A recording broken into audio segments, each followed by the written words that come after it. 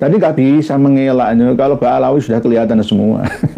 Kelihatan semua gitu. Jadi inna nahnu nuhyil mauta wa naktubu ma qaddamu wa atharuhum wa kullu syai'in ahsaynahu fi imamin mubin. Itu nyata dari Al-Qur'an kita 14 abad yang lalu sudah diinformasikan melalui nabi kita. Nggih. Begitu nggih.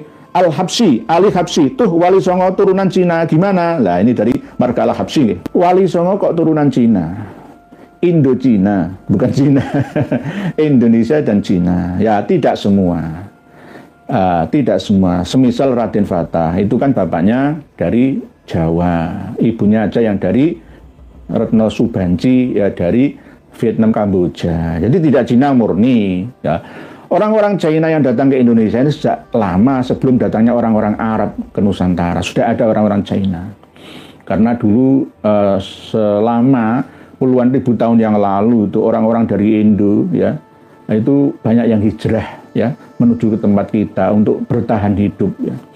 Cuma orang-orang Tionghoa pernah kena karma pada tahun 60 ya karena Pak Karno melalui kebijakannya ya mengusir dan merampas aset-aset mereka. Ratusan ribu itu loh etnis Tionghoa dipulangkan ke negaranya. Zaman Pak Karno itu. Orang-orang Arab justru dibela, tapi sekarang malah ngelunjak semua. Itu jadi Mas Ali Al-Habsyi ini terus bagaimana tentang yang turunan Cina? Enggak, sudah membaur dengan kita. Sudah membaur, enggak ada bedanya. Enggak mempertahankan klannya apa dari dinas margahan atau San ya. Kebanyakan miliaran penduduk di dunia dari Cina itu dari margahan. Dari margahan. Jadi mereka banyak yang masuk Islam juga. Ya alhamdulillah, alhamdulillah. Jadi kalau ada keturunan Wali Songo yang wajahnya wajah Cina itu wajar memang, wajar. Oleh sebab itu jangan terlalu berlebihan mengunggulkan klan atau golongan atau sukunya. Sudah tidak berguna lagi kita seperti itu. Kalau untuk mempercayakan, membangun kepercayaan dirian kita ya nggak apa-apa. Tapi jangan jadi modal satu-satunya untuk menundukkan klan atau suku bangsa lainnya. Nggak boleh seperti itu. Beda zamannya, nggih. Mas Ali Al-Habsyi, nggih. Marga Al-Habsyi itu yang pernah menghancurkan Buana Cakapala, itu 2 orang itu, nggih. Nggih. Berikutnya Pak Harmod. Salam Yai. Helmi Faisal Zaini, ini Helmi Zaini Faisal, kewalik nggih, Pak Harmod. Nggih. Helmi Faisal Zaini dan Nadir Shah Hussein plus Duriyah Mbah Mun. Kenapa suara sama? Bela hidup-hidupan Habib secara mereka pintar apa ndak melek berita atau tutup mata kuping mentalnya gembeng penakut. Nggih. Ini kan ya rata-rata dulunya kan gus-gus semua. Helmi Faisal Zaini ini kan orang Cirebon ya. Sebenarnya Mas Nadir Shah Hussein ini sudah bagus ya tulisan-tulisannya walaupun sering ke Australia, ke Amerika. Tapi kenapa kok masih membela Habib Ba'alawi? Itu ada kepentingannya. Ada kepentingan. Terus kenapa Duriyah Mbah Mun itu masih begitu ya? Hidayah itu tidak mengenal siapa, tapi apa yang telah diusahakan oleh manusia. Jadi belum tentu jaminan. Oleh sebab itu diingatkan oleh Allah Ta'ala. Kenapa selalu yang namanya cukup besar, dibangun dengan begitu merintis dari bawah dengan lelah ya, lalu tiba-tiba hanya masalah mar'ah ya bisa jatuh marwah. Nah ini bagaimana? Itu untuk peringatan kita. Seorang kiai sekalipun, ingatlah ceritanya Kiai Barseso, Bal'an bin Ba'uro. Kita harus ingat itu gitu loh. Kita harus berada di pihak ummah yang lemah. Seorang nabi dan wali, maaf karena yang punya sinyal bukan saya, atas dasar tidak sengaja yang mau dimaafkan nggih. Pak Ahmad Saleh, Imamin Mubin ada yang mengartikan Sayyidina Ali. Ya, ini bagi mufasir yang pro dengan Syi'i Ali. Ya, itu tidak secara muktabaroh nggih. Pak Ahmad Saleh kalau Imamin Mubin itu. Nah, Imamin Mubin itu ya misalkan inna nahnu nuhyil mauta wa naktubu ma qaddamu wa atharuhum wa kullu syai'in ahsaynahu fi imamin mubin itu buku catatan ya takdir yang sudah dibukukan, tinggal melaksanakan. Jadi sesuai dengan hukum alam sunnatullah kausalitas yang ada. Muter? Lancar? Nggih, alhamdulillah. Nanti kalau para pemirsa muter-muter jenengan nulis. Pak Sanu, Pak Karsono bin Yadi, percaya deh kalau para Habib itu pasti masuk surga, tapi kukunya saja. Mungkin yang masuk surga itu cuma dalam mimpi saja. Kalau mereka mau taubat ya bisa masuk surga sama seperti manusia lainnya. Begitu. Manusia hina. Kayaknya Pak Alawi memang sudah waktunya diberantas, Kiai. Mengingat kesombongannya sudah mengakar sejak dulu kala. Diberantas kezalimannya, kesalahannya, tapi orangnya jangan diberantas itu. Jadi kita lawan kesombongannya, kezalimannya, kesalahannya, khurafatnya. Begitu. Pak Buku Biru, sudah Pak Buku Biru. Ya. Kami warga Nahdien Jawa Timur menyatakan dengan tegas tidak sudi ikut jatma Thariqah Ngibuliyah Al-Halawiyah produk Lutfi bin Yahya nggih Pak Buku Biru nggih insyaallah kami dukung seperti itu nggih. Pak Budi Susilo dari Lumajang. Assalamualaikum warahmatullahi wabarakatuh. Hadir Kiai Nurya dari Lumajang nggih siap Pak Budi Susilo. Alhamdulillah bisa rawuh. Berikutnya manusia hina sudah tadi.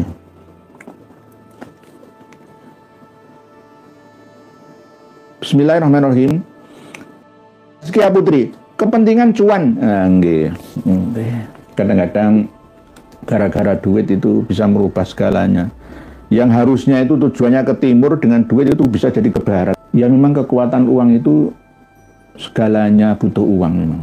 Tapi jangan sampai uang itu segalanya. Jangan, kebenaran itu yang segalanya. Harusnya begitu. Harus hati-hati. Saya pun juga harus hati-hati, Bu. Bu Rosi Askia Putri. Berikutnya dari Pak APB, ternyata selevel Habib Lutfi saja baca Quran dan kitab masih amburadul juga. Piye toh? Jane tahu ngaji ta enggak? Habib iku. Nggih. Ngaji tapi ngaji sing enggak ngaji seperti santri-santri asli Muslim Indonesia. Mereka kan sudah dapat satu kedudukan tinggi. Ngaji itu nomor 2. Kalau kita itu ngaji nomor 1 kan begitu. Mereka nomor 2, nomor 3. Enggak perlu ngaji-ngaji temenanan. Kasta nomor 1 kok sudah menguasai kasta di bawahnya. Begitu Pak APB. Terus begitu jangan dijadikan sebagai imam. Enggak ngaji kok jadi imam lah, salah kabeh ngimami. Salatnya rusak kabeh. Pak Jai, apakah LDII itu mengadopsi agama Kristen, Pak Kiai? Kok ada melakukan maksiat bisa dibayar dengan uang? Apa Pak Alawi juga sama? Ada surat penebusan dosa di LDI itu. Dengan kemarin sudah nyimak buka yang kami bagikan Pak Jai. Memang begitu. Jadi kalau dulu mohon maaf, sekarang sudah tidak. Kadang sebagian kelompok blater dari Madura itu kalau ngerampok itu ya sowan ke kiai. Tapi ngerampoknya bukan di Madura sendiri, ngerampoknya di luar pulau. Dulu pernah ada, tapi sekarang sudah nggak ada. Itu akhirnya nanti pokok istighfar, tobat diterima dengan cara menyerahkan hasilnya. Ya. Ditiru Lokajaya, Sunan Kalijaga ditiru, ya salah, nggak bisa seperti itu. Jadi LDI itu meniru usrun 1/10 setiap bulannya. Kadang ada tambahan-tambahan lagi. Jadi pengumuman bagi warga LDI semua, keluarlah dengan itu terjerat, dikungkung, dihukum, ditahan, dibalik jeruji besi. Islam itu tidak seperti itu. Wahai warga LDI semua, sekarang nggak ada yang bisa melarang kalian untuk bisa mengakses pengajian kita. Ayo, terbuka, jangan bagai katak dalam tempurung. Bahwa kalian itu dimanfaatkan, diperdaya. Sadarlah kalian. Doktrin, dogma, gendam, beat dari kelompok kalian sudah nggak berguna. Yakinlah, la tahzan innallaha ma'ana. Ikutilah para penggede-penggede kalian, ya, Kiai Haji Khalil Bustami, ya, itu banyak yang sudah keluar dari LDI. Nggih, Pak Jai. Terus kalau Pak Alawi bagaimana? Apa juga sama? Kalau saya teliti Pak Alawi nggak sama ya, dalam hal surat taubat itu. Tetapi ada sebagian sufi yang sangat-sangat ekstrim itu menirunya, tapi tidak semua. Secara umum tidak nih Pak Jai. Kalau Pak Alawi itu tidak ada surat pernyataan taubat lalu membayar kepada imamnya, itu nggak ada. Tapi kalau yang dari kalangan sufistik yang paling ya ini sekte ya, tidak semuanya, tidak mayoritas, itu ada. Bahkan ya boleh mengambil yang bukan haknya, ya, terus nanti setelah itu dibersihkan dengan zakat nih katanya. Ada yang seperti itu, tapi tidak semuanya. Jadi tidak meniru LDI dalam hal ini, Pak Jai. Mas Bomis Polos, itu nyimaknya nggih monggo. Ini Mas Bomis Polos ini salam dari Martapura, Kalimantan Selatan sana. Beliau ini berada di sekitar Muhibin dan Habaib yang ada di Kalsel sana. Kita masih belum bisa menembus Kalimantan Selatan. Dan Kalbar sudah ada kok, Kalimantan Selatan masih belum ada. Ini gara-gara apa ya? Gara-gara masih menunggu waktunya. Insya Allah nanti kita akan bisa memasuki arena Kalimantan Selatan sana. Karena banyak jeritan-jeritan dari umat Islam yang ada di sana yang tertindas secara spiritual dan intelektualnya, ingin terbebaskan dengan pencerahan-pencerahan kita. Insya Allah, Pak Bomis Polos, monggo di subscribe, ada channel beliaunya, Mas Bomis Polos dari Martapura, Kalimantan Selatan. Kang Samin. Assalamualaikum warahmatullahi wabarakatuh. Mbak Alawi sudah menguasai media TV nasional. Banyak host dan pembawa beritanya bermarga Mbak Alawi. Pengaruhnya sudah menggurita. Pantesan media-media itu tidak pernah membahas isu nasab. Enggak. Ada lagi orang yang bekerja sebagai intelektual, penulis, untuk menggiring opini manusia sedunia. Termasuk diantaranya adalah Ismail Fajri Alatas. Itu juga orang berbahaya. Walaupun sebenarnya tidak setuju dengan kerjanya LBY Pekalongan sana dalam mengkaburkan sejarah dan membaalawikan leluhur-leluhur Nusantara. Tapi intinya ya hampir sama, beda peran saja. Yang paling kami mampu membuktikan kepada para muhibinnya, yakni Habib Lutfi bin Yahya itu pernah merubah leluhurnya, gurunya sendiri, yakni Kiai Haji Abdul Malik bin Ilyas bin keturunan dari Dipowongso, Ali Dipowongso, sampai ke keluarga Pangeran Diponegoro. Tapi dipindah-yahyakan Kiai Haji Abdul Malik bin Ilyas bin Yahya. Bin Yahya, bahkan ditulis silsilah tawasulnya. Saya punya ada silsilah tawasulnya itu. Ini dikira nanti saya bohong. Ada silsilah tawasulnya itu sampai bin Yahya. Kok bisa ya, gurunya sendiri dilawannya. Digeret, diyahyakan semua ya, sama seperti KRT Sumodiningrat itu. Nah, ini sebagai bukti ya bahwa seorang wali itu tidak boleh ya, tidak sah ya berbuat seperti ini, membelokkan sejarah yang ada. Itu sama dengan penipuan, tidak amanah. Tidak sidik, amanah, tablik, fatonah. Begitu, nggih. Terus berikutnya ini Pak Ahmad Gufroni, apakah semua budak nanti masuk surga Pak Yai? Bisa masuk surga, tapi menunggu waktunya. Lah ini saya punya. La ilaha illallah wa min ahli nizam as-salawati ala nabi sallallahu alaihi wasallam wa khususan ila hadrati syaihihi al-qutb as-sayyid Abdul Malik bin Ilyas bin Yahya qaddasallahu sirrahu wa usulihi wa furu'ihi innallaha yu'li darajatihim fid din. Bin Yahya kemarin kan di Kholi itu masih ada yang pro dan kontra. Ya ono wis sing isih Muhibin bin Yahya itu bagaimana? Dibelokkan semua. Ya, nanti tidak hanya Pangeran Diponegoro dan anak cucunya saja, ya mungkin semuanya. Yamanisasi, Yahyaisasi, dan Baalawisasi. Berbahaya. Jadi kita harus waspada.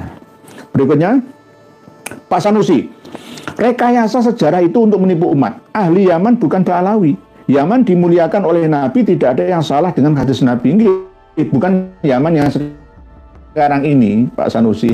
Yaman yang dulu itu tidak sama seperti Yaman sekarang ini. Itu beda-beda. Beda. Hadrami dengan Yaman itu tidak sama seperti dulu, zaman Kanjeng Nabi. Jadi misalkan disamakan itu ya dipaksakan berarti. Jadi antara bukti daripada sabda Nabi itu bisa dibuktikan ya. Dalam setiap masa, tidak semua atau setiap semua masa tidak, tapi dalam masa-masa tertentu saja. Dalam artian seperti ini, dalam setiap 100 tahun sekali itu ada mujadid, pembaharu, ada kiamat-kiamat yang ada. Di antaranya Rasulullah pernah bersabda, bahwa doanya kepada ahli Yaman dan ahli Syam, barik lana fi syamina wa yamanina, itu bagaimana? Doanya Rasulullah Nabi kita ternyata nggak terbukti. Lebih wong Suriah malah perang saudara, Yaman juga perang saudara. Berarti kan nggak sesuai dengan fakta. Lah, berarti dulu pernah terjadi sesuai dengan fakta sabda Nabi, sesuai dengan doa Nabi. Tidak selamanya. Nah ini, jadi jangan sampai ini digiring di global, digeneralisir semua, gitu, nggih, begitu, nggih.